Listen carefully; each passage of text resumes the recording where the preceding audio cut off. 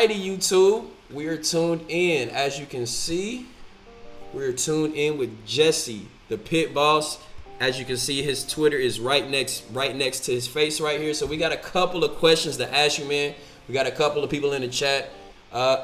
Somebody said in the clock. It's done now, man. We're live now. We're live. Come on, everyone. So a couple of things. I just want you to introduce yourself and kind of tell the people who you are, what your role is, and then kind of give a rundown of the other people in Liquid Loans as far as the developers, owners, and stuff like that, if you could, please. Yep.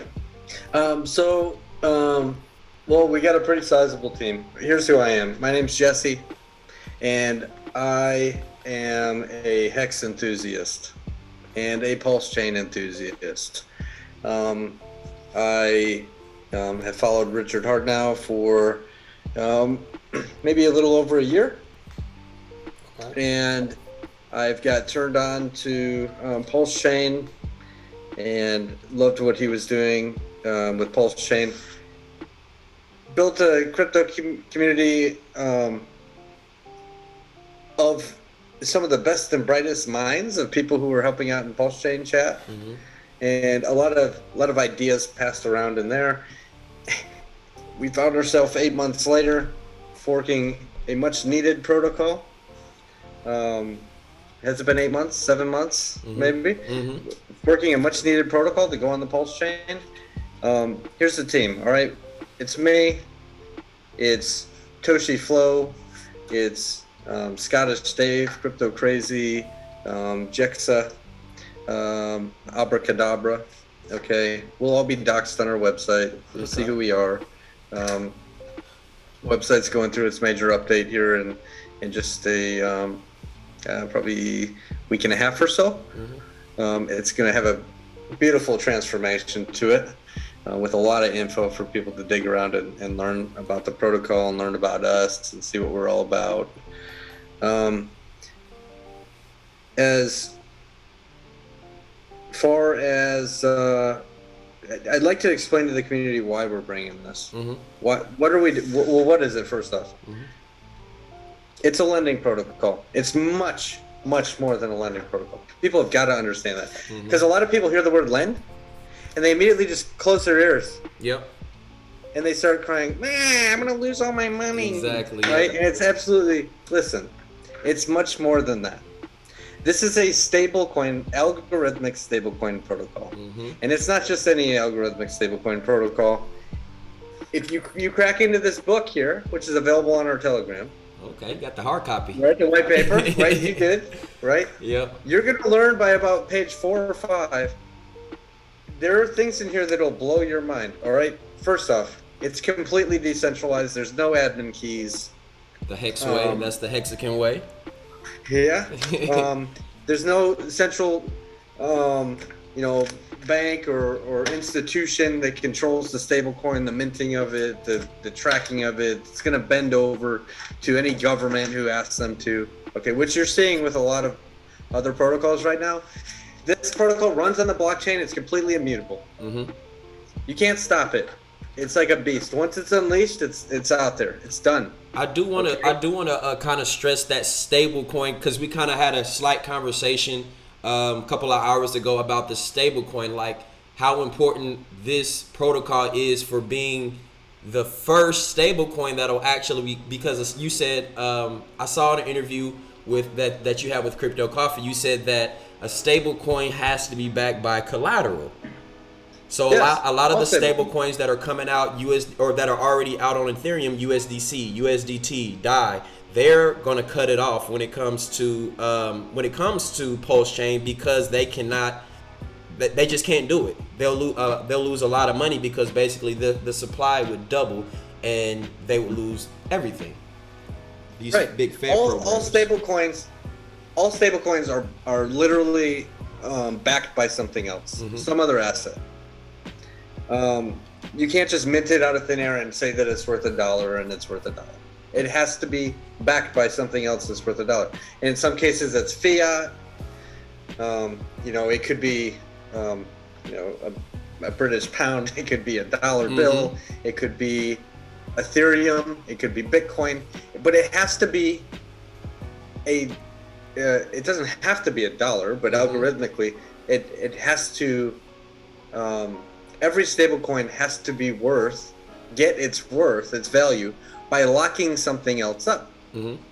You see the same thing when you go through bridges from one blockchain to another. Actually, you take one token, the bridge locks that token up, and it mints you another one, and now you're on the other blockchain. So does it burn that token when you bridge? Does it burn that token, or it just locks it up? No, when you bring back what you minted, it does. Okay.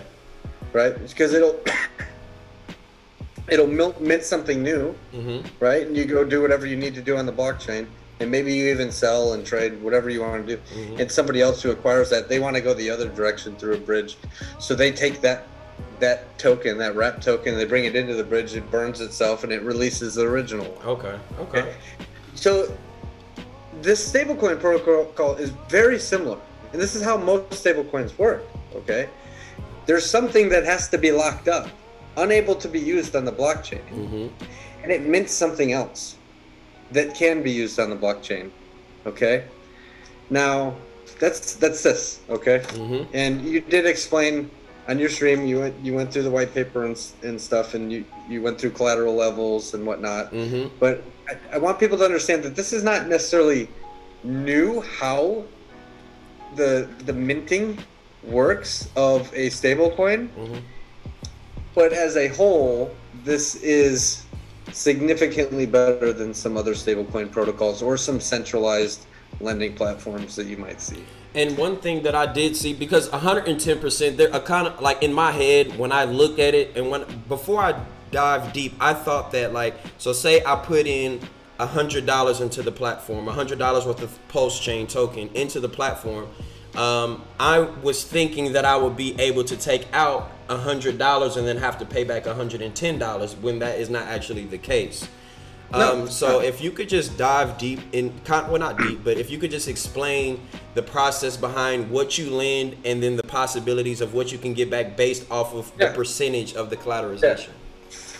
Yeah. So I wish I had a big whiteboard on me. Yeah. I got a little piece of paper. That's fine. Yeah, if you can show it to the screen, you're pretty big on the screen, so. Right. So check this out, guys. I'm just going to explain it to you.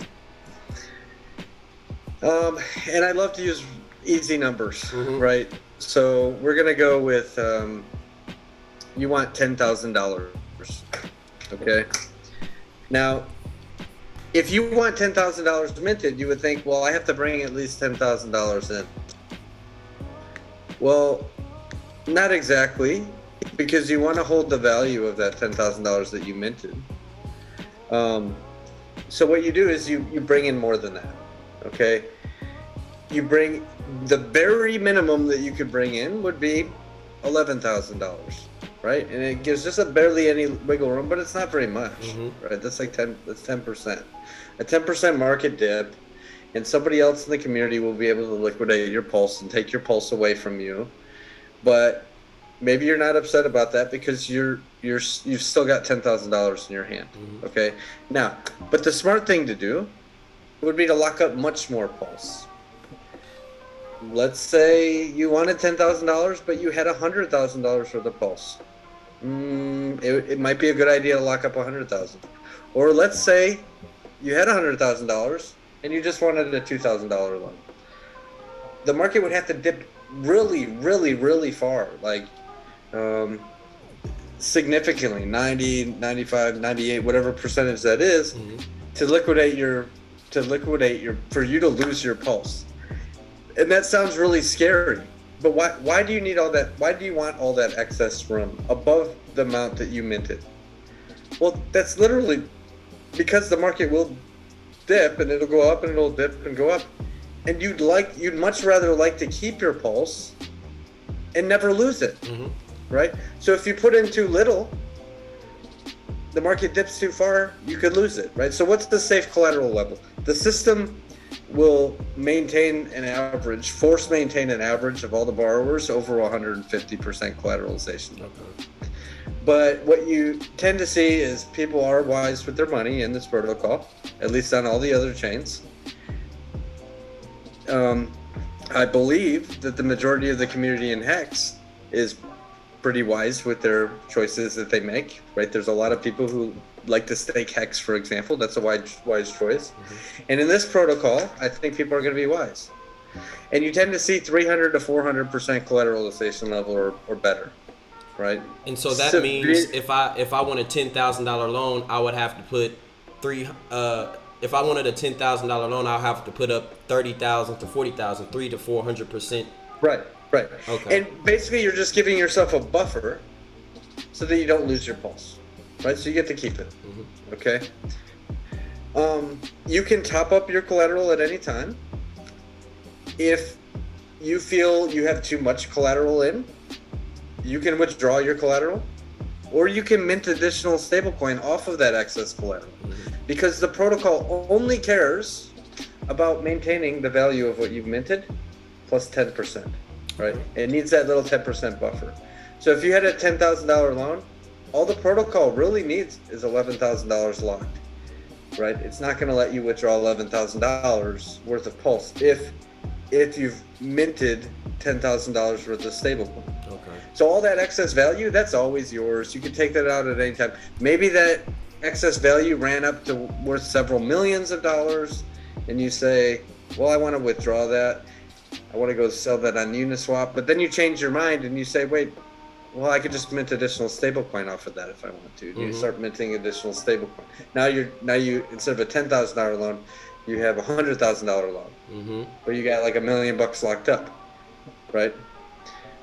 Or in the protocol, like right? in so post-chain token. That's pretty much how the borrowing side works.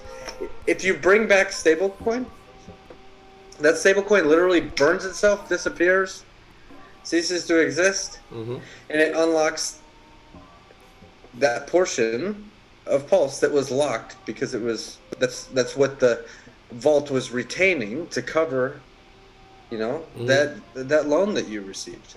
So you bring back the stablecoin, it burns, you get unlocked out of that vault is some of that pulse. And then if you could explain the upside to being collateral in the upside in being collateralized sometimes. I know you kind of talked about that. You want so. Because I just want everybody to know that it is a possibility for you to get collateralized, but if you liquidated, to get liquidated, but usually if that was the case, there can still be an upside to it. Well, here's what's cool, right? You literally set the level that's going to happen to you at. And at any point, at any time, you can add collateral or take collateral away, pay loan, take more loan. So let's go through a scenario of somebody getting liquidated. Simple example. All right, so you decide you want to hold $100,000 worth of pulse. You have $100,000 worth of pulse. And you told me, you're like, oh man, I got 100 grand. I said, well, cool, I have 100 grand worth of pulse too, but I'm going to put it into this loan protocol. And you say, well, that's ridiculous. You could lose all your money. And I say, well, maybe. I put in $100,000 and I get let's say I take a $70,000 loan. Okay. Now that the levels are pretty close there, right? It could dip with 30% or whatever. That could be rare, but we'll see. Let's say the market dipped 50%. What happens? I call you up and you say, well, I have $50,000 worth of pulse coin because the market dipped 50%. And I say, wow, that's interesting. Because I was liquidated at $70,000 because I minted $70,000. I'm holding $70,000 worth of stablecoin. I had put in the protocol $100,000 worth of pulse, and the market dipped and dipped and dipped. And I could have taken out that excess pulse or topped it up during that dip, but I decided just to let it ride. So that pulse is going down in value, and it gets down to close to the $70,000 value, and somebody in the community hits the liquidation button. I lose my pulse. But what am I holding? USDL. I'm holding $70,000. I'm holding $70,000, and I say, "Oh man, you got $50,000 worth of Pulse. I'm holding $70,000 worth of USDL, and I'm just gonna buy back in." Mm-hmm.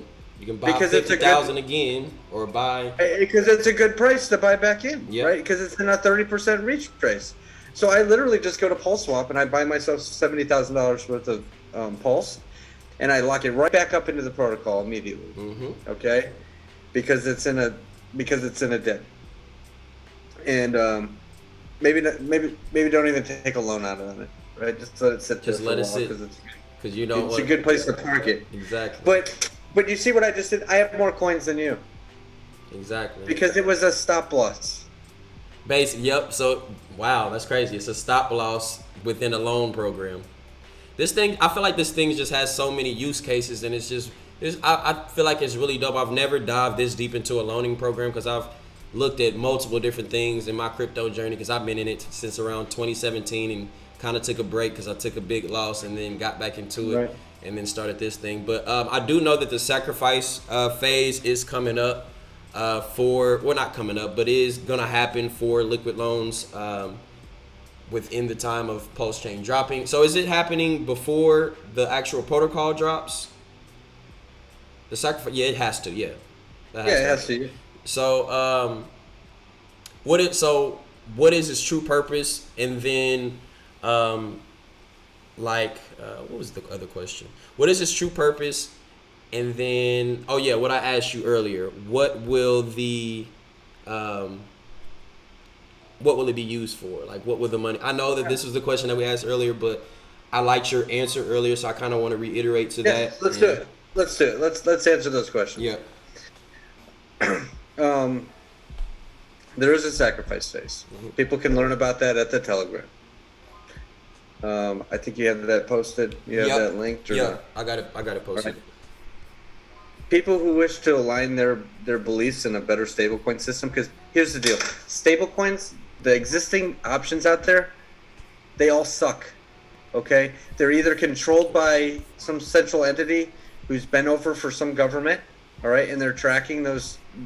They can turn them off. They can take them back. They can do whatever they want with those tokens. It's like having your stuff locked up in an admin key, in a central exchange that has the keys, and you can lose all your money at any point. Mm-hmm. Why would you want to have stablecoin or even trade with stablecoin? What you know when you go buy Hex or any other asset that you decide to buy, you know how often that you're using USDC to do that? Even on the backside, sometimes your swap will go route through USDC. Yep, I see that sometimes if you go on either scheme. So you don't own those, right? Yep. They can be taken back at any time and turned off, and it's absolutely ridiculous. Okay, other lending platforms, they're gonna eat you with interest rates. There's no interest in this thing. This protocol charges no interest. Fees go back to the stakers. Mm-hmm. Anyway, now let me explain. You're going to sacrifice because you know there's a better way. You don't like current existing stablecoin systems and you're tired of it, right? So you can choose to sacrifice and align your political beliefs that there has got to be a better way, mm-hmm. an algorithmic stablecoin system that's not controlled by any central entities. Okay, that's what you would be doing in your sacrifice if you chose to partake. Mm-hmm. Aligning your political beliefs. And then what are people able to, for those who don't know, what are they able to sacrifice for? And then what would they be sacrificing for? We know that they're going to be worth nothing, whatever they get, but just to let them know what they will be getting for their sacrifice, for their political views. Well, nobody can have any expectations, right? Mm-hmm. But so what do they get out of it? They get the relief that they literally got rid of the stable coins that they didn't like. Mm-hmm. Stable coins that suck. Mm-hmm. The ones that are controlled by central entities. All right, as an act of political, as a political act. Yep. You said, I have all these, and I don't like them. They suck, and I'm gonna just throw them all away. Yep. Okay. And you would pray to your gods or hope that something better will materialize on the Pulse chain and show up in your wallet address. Let's hope so, guys. We're gonna hope so. Somebody said when is the sacrifice? Or do you have a time period? Yeah, so we're looking at mid-January. Okay. Good deal. Good deal. And let me. We missed the question, right? You said where does it go? Oh yeah. Yep. Yeah, okay. Yep. Yeah. No expectations. So let me ask you, where would you like it to go? I don't know. I thought about that actually. I kind of have a. I got into. If you wanted just the most amazing stablecoin system, lending protocol to materialize under the Pulse chain, and let's say the code was forked and the team was already in place and the people. Let's even throw the word sacrifice out of this, right? How would you spend money to make an awesome protocol better? Marketing. Great idea. I don't want to give the most obvious answer. I kind of want to give, I don't know, like, because, so like the thing for me is how much, the number one question for all of these Pulse tokens and is where will the liquidity come from? So I would like it to be distributed for like, so you know how RFI tokens will have for the developer and all of this, and I know that that's not the thing, but what I would like to see is a percentage going to the liquidity pool, a percentage going to marketing, a percentage going into airdrops for loan tokens for early, well, you're already getting an airdrop of loan tokens from your sacrifice. I'd have to think about that more. And those things would be very smart for the team to do, right? Yeah. Yeah, it's a good idea. Of course. What do you guys think? So when the sacrifice 1/15/2026. Okay, so we can just move forward. I mean, that's total. It's not like you said earlier. It's really none of our business because we don't go to Walmart and we don't ask what Walmart is doing with the money. We let the business do their thing and we just want the product. At the end of the day, guys, just focus on the product. If you want to sacrifice, not financial advice. So one thing, I saw something about those who provide liquidity will be receiving a portion of the money from those that were liquidated. Is that true? I think we touched. So yeah, stability providers they're called. Stability. Right, so providing stability. Okay. We don't even know how often liquidations are going to occur. Yeah. Okay. In our community, it actually could be pretty rare. Mm-hmm. All right. And there are days that go. This protocol runs on an Ethereum chain, by the way. Mm-hmm. The code runs, and there could be days that go by and there's no liquidations, right? But yes, Pulse will go to the stability providers, who will burn their stablecoin to basically buy that Pulse when they're a stability provider. Okay. More importantly, though, they're farming this thing called the loan token, which is a staking token. You take it, you stake it, you earn the fees from the loans. You earn the fees from the arbitrage. You're paid residually when you stake this thing, and you're paid in USDL and in Pulse. Mm-hmm. You're welcome to trade it. You're welcome to get rid of it. Good luck finding it. Okay? And it could become a very rare asset as more and more stakers collect it and just lock it up. Okay, so that tends to ratchet the price up. That also tends to make it hard to find. We have a large community of stakers that are likely to just want to lock this thing up. So if you just sell it for price appreciation, cool. You'll probably, maybe you'll make some money. Maybe we'll see, right? We'll see what price action does. But it's designed to be staked. Stake it and earn the fees from the loans and arbitrage. Forever. That's crazy to think about too. A person could literally take loans forever, in a sense. Right. Well, a couple of things, right? You could be a staker and just lock up loan token and sit back and just earn the fees for the rest of your life. Fees from other people taking loans and other people doing arbitrage. All right. And just know that it's like a money printer, just like cranking the handle, just paying you USDL every time somebody takes a loan. Okay. Or you can be a borrower or do both. And yeah, you can mint stable for the rest of eternity as long as the price of Pulse just keeps on Going appreciating. up. Yep. I do have I have a picture I can send you. You can put it up on your screen. Yep. This might help. This might help people understand like all the things that you can do in this protocol. Let's see. Oh, there it goes. Okay, I'm putting it up. So start here.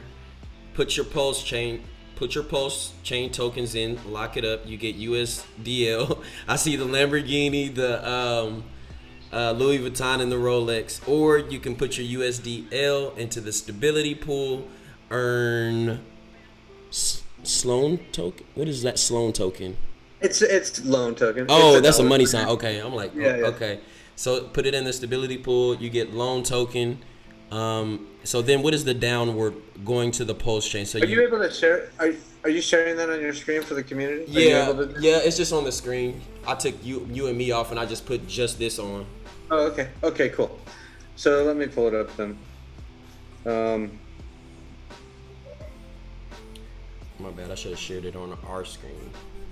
All right. Yeah. So yeah. You start with your wallet. That's your MetaMask wallet at the beginning. Yep. Has some Pulse in it, so you put it into your vault. That vault is your vault. Mhm. That's smart contracted to you. Okay. And out of that vault, you are able to mint some stablecoin based on the value that you decide. Mhm. Right. What do you do with that stablecoin? Well, you can go up and you buy a Lamborghini or some Louis Vuitton or a Ferrari or whatever you want, or some groceries, pay your bills, whatever you want to do. We are working on fiat off and on ramps. Okay? Okay. Or you could just swap it and then go back to your exchange however you normally go back to your exchange. All right, take that USDL if you choose, put it into the stability pool. See that? Mhm. What do you do when your stablecoin's sitting in there? You can be earning the loan token, which by the way gets harder and harder to earn to farm because the rate at which you're able to farm it goes through halving cycles every year. So it's like cranking the handle at this speed at the first year, and then this speed the second year, and then this speed the third year. It's just harder and harder to get to get. So there's a halving process every single year. Yes. Okay. Forever. Okay. Forever. All right, so you're earning those things. What do you do with the loan token? You put it into the loan staking pool. And when you stake it, as it's designed to, that's the end game here too for most people, I think, is acquire as many of those things as they can and put it into the staking pool because that's the end of the line on here, right? So look, you've got, I guess you already have it up on your screen. So Yep. when you're staking in there, you've got USDL that's coming your way from every single new loan that's coming in. And you've got Pulse that's coming your way. Every time somebody arbitrages the stablecoin back for Pulse inside of the protocol. You're earning Pulse every time that's done. So you literally just park in there and you're just getting USDL and getting more Pulse. Wow. What do you do with that? Now you could feed it right back in there so you can get bigger and bigger and bigger portions of these pools until you're content with the amount that you're happy with. Look, because you're getting USDL, what are you going to do with it? You can put it back in the vault, or you Back can in put this, it. or back in this, the yeah. stability Go back in the pool. vault and pay back your loan, or you can put it into the stability pool so you can get even more of those loan tokens that you're printing, or not printing, but farming.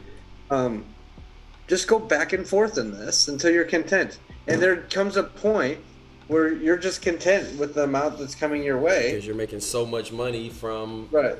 Okay, from the staking of the loan token. Okay, I'm back. I was showing on the screen while you were describing it. Stakers make it every time, right? I'm learning that too. Like I said, people can trade the token, and they will trade the loan token. But stakers like to lock these things up. So if you sell it, it's likely that a staker's gonna buy it. Buy it right up and stake it, and then. And then what happens? It just it's going to stay in there forever, Yeah, right? never gonna come out. Right? And it's going to be harder and harder to maintain. And you already know that inside of the stability pool, it gets harder and harder to get those things because the rate at which they're farmed out of there slows down every year. Early is best. Early is best. Definitely. Secure a seat at the staking pool so that you can collect as many of the fees as you can.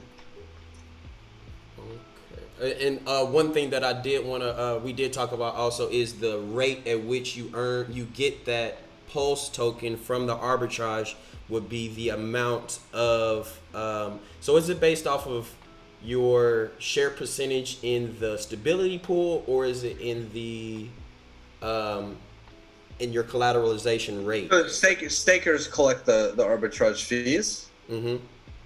Stakers collect the fees from people who are taking loans as well. So, right? But they get it. The rate is dependent on how often are new loans being taken out. Okay.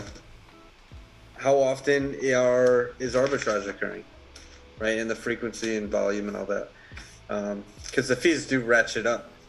You know, if there's a lot of volume of arbitrage, the fees start to ratchet up. So there's times where you could be collecting more pulse, and then it kind of slows down. There's times where people are going to be taking more loans, so you're collecting a lot more USDL than other times. On the Ethereum chain, where this runs, the APY tends to sit around 22% APY.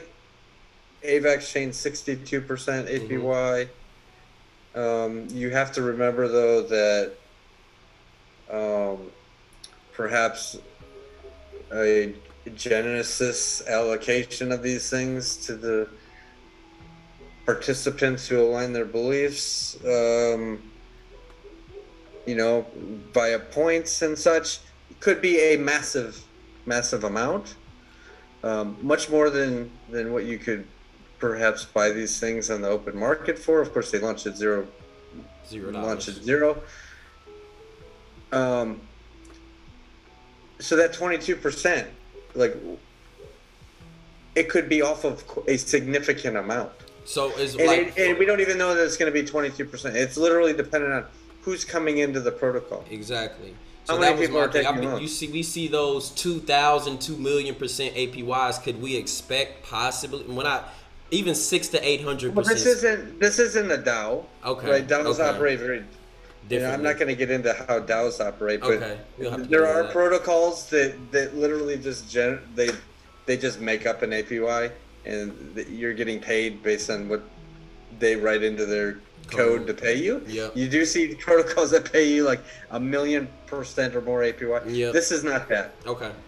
This is completely dependent on how many people are taking new loans. Okay. Good to know. I know that is a lot of things that people see that and like, ooh, they just gravitate towards those hundreds and thousands of percentages, but we can't expect that here. They don't. Those don't tend to last, right? Yep. What does tend to last is people will always want to extract value from their assets that are appreciating. Normally, people would like to just dump on the market and pay a 40% tax and then maybe another 5% in slippage, and they lose 45% of their bags on the way out. Okay? What I'm trying to tell people is there is absolutely a better way.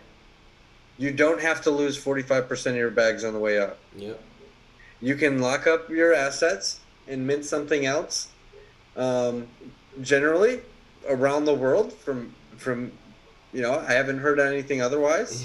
I'm not a tax advisor, but generally tax-free. It's a loan, right? You can take that. You've preserved your wealth, first off, because you didn't have to give 45% of it away. But you also kept the very thing that you locked up that's still appreciating, right, for eternity. But you're already spending the money that you minted to go do whatever you wanted to do with. I do want to just relay to you my strategy and what I think that I'm going to do when this drops. And I want you to kind of give me advice. Well, you can't really give me financial advice, but let me know if this is a good thing that I should be doing. So I did a sacrifice of about $1,045 or whatever. So I got about 10 million sacrifice points. So when I get my sacrifice points, I'm probably going to take.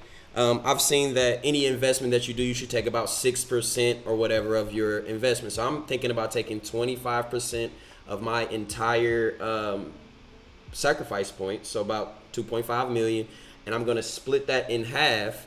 And I want with one half, I want to provide liquidity. So I'm probably going to have to.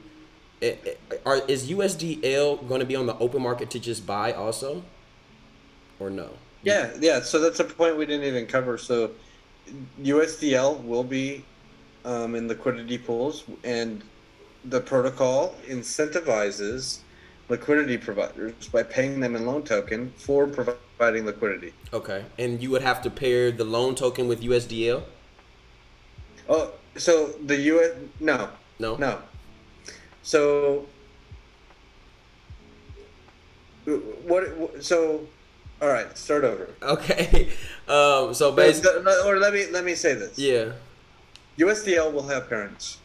Okay. That are incentivized, right? So the community members who like to be liquidity providers will go create pairings of different tokens. Mm-hmm. Probably lots of different tokens on the blockchain. Okay. You might even see it paired against Shiba Inu and this and that. Yeah. Right?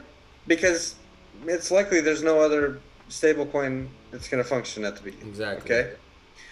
And then there's a couple of assets that will be incentivized. Like you get paid in loan token as a liquidity provider. You get paid in loan token. Mm-hmm. Because we know those are the most important pairings that need to be in place. Yep. Right? So that's the liquidity providing side. Okay. Now, loan token, it's designed to be staked. We're not going to incentivize liquidity providing with it. Okay. Right? Liquidity providers may go and create pairings against loan token. I'm sure you'll find some, right? So people can buy it on the open market. People can, buy and sell it and whatnot. And liquidity providers can earn fees from providing the ability to do that. We don't need to incentivize that. Mm-hmm. It's a staking token, and we're going to leave it just like that. Okay. If people would like to go create liquidity pools, cool. They'll create them. But we're not going to incentivize the staking token. It's designed to be staked. Okay. So taking 25% of my PLS, use half of that to provide the liquidity, and the other half to put actually into the platform to get locked in the vault to earn my USDL, to stake it and earn loan token. Yeah, you'll come to a point. Your strategy is cool. You'll come to a point where you got pieces in all the pools. Mm-hmm. You'll probably have a loan, right? Please safely collateralized so you never lose your pulse. Mm-hmm. You'll probably end up with, of course, you end up with USDL mm-hmm. that you'll stability provide with, okay? Which is then farming you more loan tokens, mm-hmm. and also earning occasionally some pulse, okay? Mm-hmm. You could take that pulse and you could put it right back up to top up your collateral. You could take the loan token and go put it in the staking pool. What do you get while you're in the staking pool? You get more pulse. So there's actually two pools that you get pulse out of. Wow, okay. The stability pool and the staking pool. Okay. And your pulse is always just going to keep topping up your collateral or whatever else you want to do with it, right?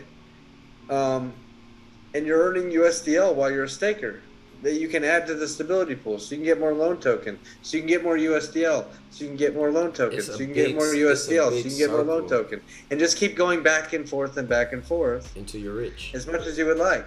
Until you're super rich. Yep. Okay. That's dope. So we kind of went over the stability pool option and the liquidity pool option. I'm probably going to incentivize or just provide liquidity for the most incentivized ones. Of course, that's the smartest thing to do. Are there any plans on allowing other coins such as Hexed to be collateralized? We've certainly discussed it a whole bunch, mm-hmm. right? And the pros and cons of any number of other assets, including Hex. It's possible that in the future we could find an asset that is a good candidate for something to be collateral, in which case we would have to fork the protocol yet again and launch a completely new contract. And at this moment in time, that's not our focus. Okay. All right. And that was the next question about availability on multiple chains. So we can just pretty much almost done. I got kind of one last question for you before we wrap things up. I feel like this is a very successful interview, and I do appreciate you. I do want to say I appreciate you for taking your time and doing this with me. So what is your speculation on when Pulse Chain will drop, and what is your price prediction? Well, we still have testnet 2 to come out. Yep. He said, Richard actually said in his live stream today that maybe next week. Right. So maybe next week, right? Are you into developing? Are you a developer yourself? I'm not a developer myself. Okay. Nope. So we'll see. Maybe next week. Maybe right? next week for V2. That has to run for a while, right? So that could be 30 days, could be 60 days, would be even better, right? That puts us, January, February time frame-ish, yeah, right? And then that will push back the sacrifice for you guys. Things always tend to get delayed in the tech world, right? So I think it's feasible for maybe March, Pulse Chain launches. Okay. I know we've waited a long time. Yep. But it's got to be that's right. Your worst case right? scenario. It absolutely has to be right. Yeah. And why is everybody so impatient? Yeah. What? Because you want unless you plan on dumping, and like right away, what are you so impatient about? Exactly. It's got to get right. That's the most important thing. Okay, so I think it's going to come out, I don't know, maybe February, maybe March or so. February, March. That's cool. Well, prices, my speculation on price, zero. Because when but you've heard me in, I think, some other streams. Yep, I heard you say give your prediction. Every new crypto launches at zero. You literally mint it into a Genesis wallet or an origin address wallet, whatever you want to call it, and it's $0. Zero, because there's no token pairing. There's nothing. It's not paired to Bitcoin. It's not paired to Ethereum. It's not on an exchange. There's no trading that's happening. When it's first created, it literally is zero. Until it's not. And it's not when somebody pairs it against something else. And the AMM automated market maker. And the moment they do that, the moment you take something of zero value and you pair it against something else of value, the first thing that used to have zero value all of a sudden gets its value from everything on the other side of the pool. You'll see instant price, right, when that happens. Now there has to be a bridge in place for that to happen, but when that happens, Pulse will have a price. Everything on the blockchain will have a price. But it doesn't matter because the markets are going to move it wherever it starts. It makes sense that you might see it launch at zero, and then whoever decides to make that first liquidity pool, who knows who that entity might be, right?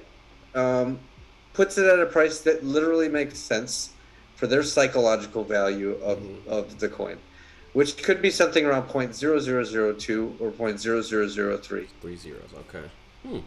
That would still be what, a 3 times? That is a sensible number.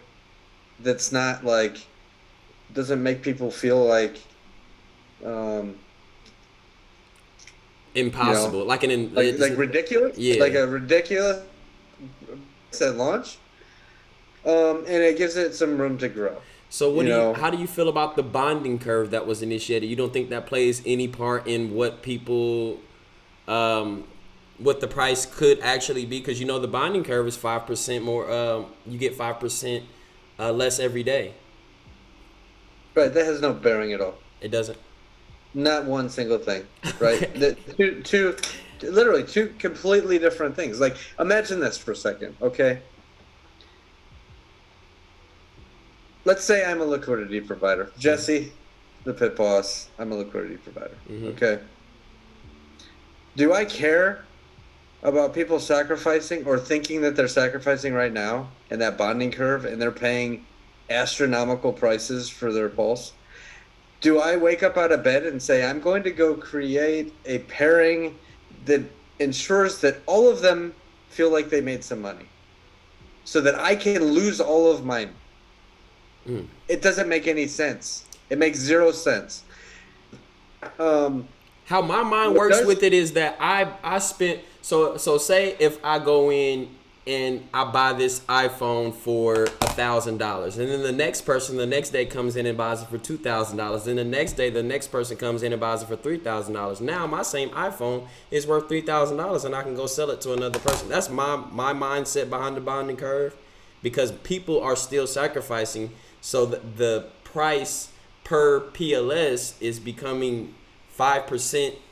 You see what I'm saying? No. It literally means that those people, when this thing launches, are going to say, wow, I wish I wouldn't have done that. Okay? Right. As they wait 10 years for them to feel like they've made any sort of value, back. Okay? The automated market maker does not care about those people's feelings. Okay. Nor does the liquidity provider who creates that pairing. Okay, yeah. Right? So if I'm going to go create a liquidity pairing, am I going to do it so that you literally 10,000x on the first day and dump, and I take all that impermanent loss and I lose all my money? Yeah. No. Doesn't make sense. It makes no sense. Yep. And everyone who thinks this, I hear this all the time in the Pulse Chain main chat, and it literally is the most ridiculous thing I've ever heard. The sacrifice ended after 19 days. Yep. Okay?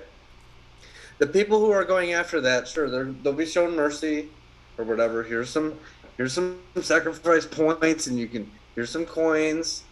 Okay, just so you don't cry. Yep, that's basically what he says. So people don't cry. As Richard does, right? But that literally does not mean that the liquidity provider who creates the first pairing through a bridge back to something of value is going to basically give all their money away to those people who made that decision. That makes sense. That makes perfect sense. Okay. The price is likely to be much, much closer to 0.002, or excuse me, 0.0002, 0.0003, something like that. And then move from there, right? And we get some natural growth, which I do feel will be very fast. I think, I do tell people, I think this thing could 250x in the first 90 days. I think that is possible, even probable. But that's still it's amazing. Not going to be like insta launch 250x because people decided to sacrifice way late. Yeah, that's ridiculous. Yeah. Okay.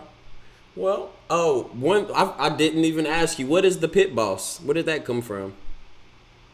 Yeah. So I own a pit bull. Oh, okay. A pit bull, and it's just I guess just a catchy name. Yeah, it is catchy though. It literally is because I own a pit bull. Okay, well, there you have it, man. Guys, I got a couple people. What did they say? Oh, they're talking about the Telegram group chat. Okay. Well, guys, there you have it. That's Jesse the Pit Boss, a pit bull owner, and a 555 staker, as you can see is in his Twitter name, and the guy that you want to talk to about liquid loans. Thanks for tuning in, everybody. Peace in the Middle East.